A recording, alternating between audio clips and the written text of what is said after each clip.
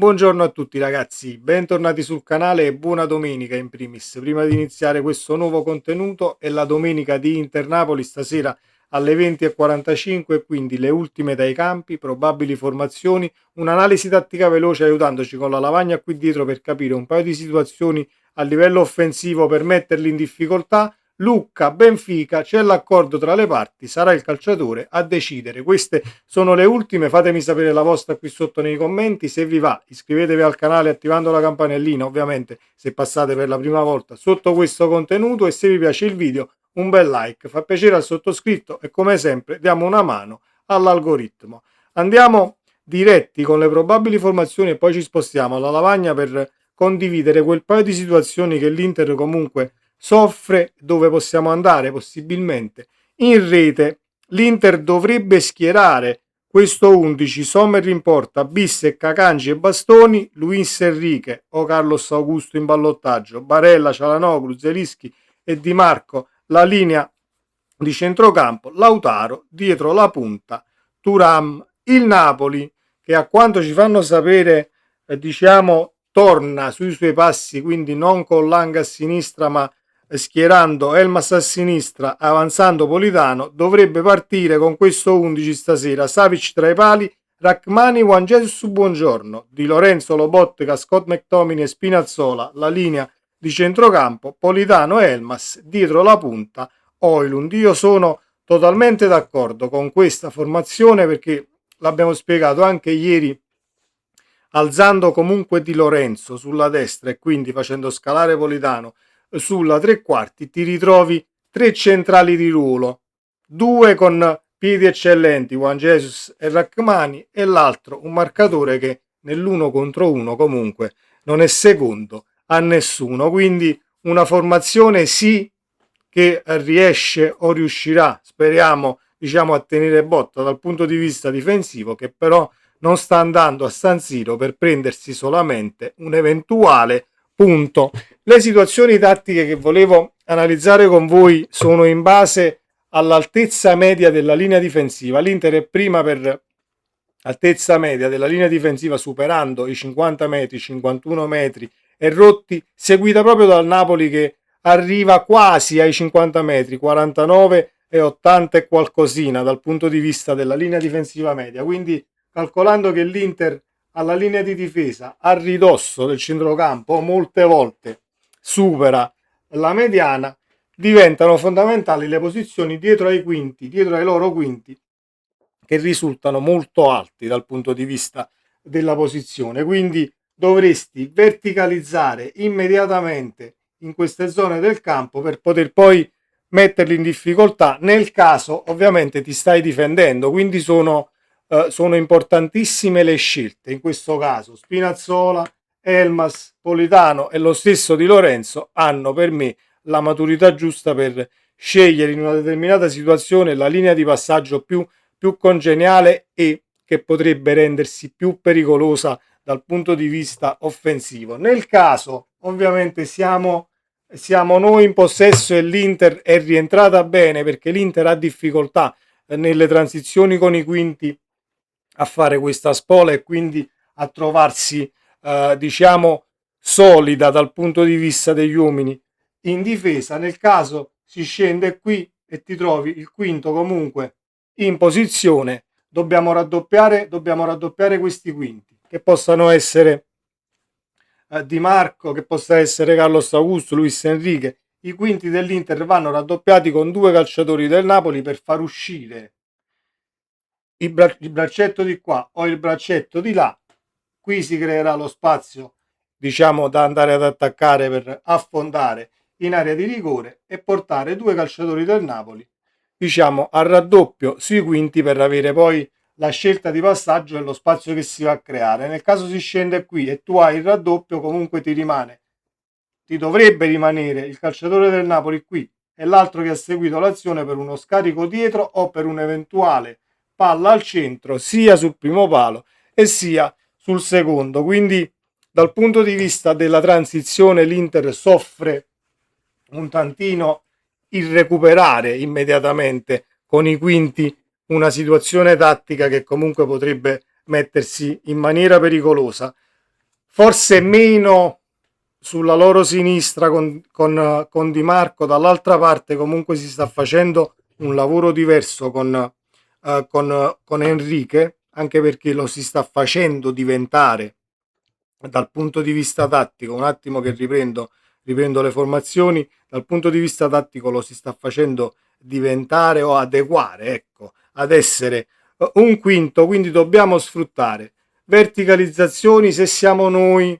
nella nostra metà campo e a ridosso della nostra area di rigore, recuperato il pallone bisogna verticalizzare per vie centrali sfruttando l'altezza dei loro quinti e andando ad attaccare lo spazio che si crea poi dietro tra il quinto e il braccetto. Se siamo nella loro metà campo e vogliamo andare sul fondo soprattutto e il quinto ce l'hai comunque di fronte che ti è venuto a prendere, bisogna raddoppiare linee di passaggio che poi si vanno a creare quando il braccetto sale e viene a dare una mano a quel quinto che è stato raddoppiato e si apre la situazione in area di rigore che porta poi il centrale di turno a scalare, l'altro braccetto di sinistra o di destra in caso a passare nella posizione centrale, quindi si aprirebbero spazi in aria da poter occupare ed andare ad imbucare anche con i nostri quarti, tra virgolette, un Di Lorenzo, un Politano, gli stessi trequartisti, poi dipende chi diciamo viene designato in fase di raddoppio sui quinti dell'Inter. Non sto qui a farvi una testa così dal punto di vista tattico perché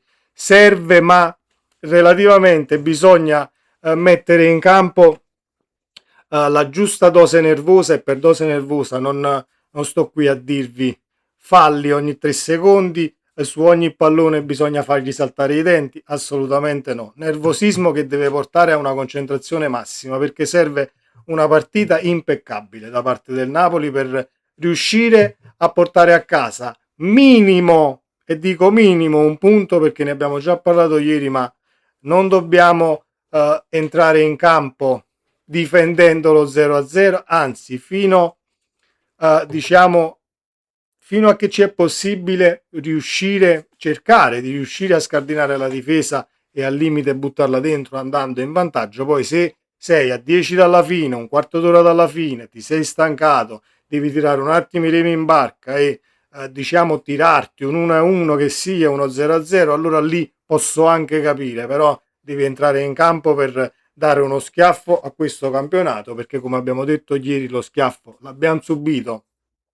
da altre sedi contro il Verona e sarebbe il caso di rispedirlo al mittente vincendo a San Siro. Difficile come situazione perché è difficile, ma non siamo secondi a nessuno dal punto di vista tecnico, anche con tutti gli infortuni che abbiamo in casa Napoli. Detto questo, Lucca, Benfica, se ne sta parlando tantissimo nelle ultime 48 ore. Io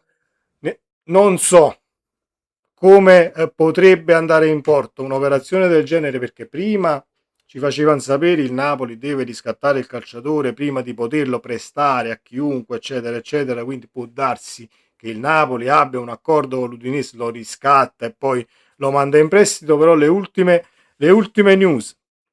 che ci arrivano di calciomercato sono queste. Vi abbiamo già parlato delle 3 piste estere, Benfica, Porto e Nottingham Forest, con le riflessioni dell'attaccante che intende pensarci ancora un po' prima di prendere una decisione definitiva. A partire da lunedì ne sapremo di più. Nelle ultime ore Lucca è stato proposto anche alla Juventus, ce lo dice Alfredo Pedullà nel corso dei dialoghi con Riso, che è lo stesso agente di Daniel Maldini. Un pourparlers, l'ultima decisione spetterà a Lucca, ma soprattutto al Napoli, prevedibilmente da lunedì in poi. Ci dicono però stamattina che c'è un accordo col Benfica, le parti si sono accordate, c'è un principio d'accordo tra Napoli e Benfica per il futuro di Lorenzo Lucca, ma l'operazione non è ancora chiusa. Le due società hanno trovato un'intesa di massima sulla base di un prestito da 1 milione di euro per i prossimi 6 mesi. Restano però da definire alcuni dettagli importanti, in particolare la formula finale dell'affare tra diritto e eventuale obbligo di riscatto. Il nodo principale al momento riguarda però la volontà del calciatore. Lucca deve ancora essere convinto della destinazione del suo agente. Beppe Riso non ha avuto finora contatti diretti con Rui Costa, dirigente del club portoghese. Sullo sfondo però c'è la forte spinta di Mourinho, che apprezza molto il centravanti ed è pronto ad accoglierlo, mentre il Napoli ha già dato il proprio benestare all'operazione. Se il Napoli riesce in questa sessione di mercato a risolvere solo la situazione di Lucca, è comunque un mercato da incorniciare, perché più la porti avanti e più non riesci a trovare la soluzione, più diventa un problema per quanto mi riguarda, per quello che ovviamente hai messo nero su bianco con l'Udinese, per l'operazione di mercato che hai portato avanti e ovviamente concluso in quest'estate, che comunque doveva portare un centravanti per far respirare Lukaku, però abbiamo portato in rosa comunque un calciatore che si è perso totalmente dal punto di vista mentale. Tutti dicono sì, ma si è perso dal punto di vista mentale. Io non è che ci vado giù pesante, però se mentalmente diciamo sei scarico e devi superare determinati problemi, non può questo condizionare uno stop del pallone. Non è che ti è stato chiesto di fare 15-20 gol prima che tornava Lukaku, assolutamente, però ti è stato chiesto di far salire la squadra, ti è stato chiesto di dare una mano alla fase offensiva facendo a botte con la linea di difesa. C'è riuscito e si è adeguato anche un tantino Oilund. Non vedo perché non si riesce a fare quantomeno uno stop e imbastire una semplice azione offensiva che possa essere più o meno pericolosa. Queste sono le ultime di mercato. Per quanto riguarda Lucca, speriamo che il Napoli riesca a fare questa operazione, perché anche quando subentra non c'è voglia, non c'è quell'approccio alla partita, anche che sia un quarto d'ora, di dare tutto quello che hai. C'è sempre un tantino di nervosismo, come diciamo non ti arriva un pallone o ti poteva arrivare ma ti viene dato male, oppure l'avevi chiesto prima, finisci in fuorigioco, subito vai in escandescenza il calciatore, segno che comunque mentalmente non sei sicuramente sul pezzo, ma questo non vuol dire che poi, se mentalmente non sei sul pezzo, arrivi davanti alla porta 2-3 volte e la butti tutte e tre fuori, ad esempio, non ci siamo proprio. Lì è qualcosa che va allenata dal punto di vista dei piedi, che poi i piedi buoni li tieni o non li tieni? Li tieni, li puoi ovviamente allenare, crescere e diventare più forte dal punto di vista tecnico. Non li tieni, puoi diventare comunque un calciatore che butta le porte a terra lavorandoci tantissimo, perché non dimentichiamo che anche lo stesso Simen, quando lo acquistammo tutti quanti in coro, mamma mia che piedi, è tutto sturto, e fa e pera, eccetera eccetera eccetera. Poi è stato il lavoro che è stato fatto dal punto di vista tecnico con il Victor, che adesso è al Galatasaray, che l'ha fatto anche crescere un tantino dal punto di vista del tiro e della precisione, per poi arrivare ai livelli di adesso. Dal punto di vista tecnico, che mentalmente Victor resta il calciatore di 3 anni che è sempre stato. Detto questo, forza Napoli sempre, ci vediamo domani con il video post partita per commentare ciò che sarà il match di stasera. Sempre forza Napoli, ciao.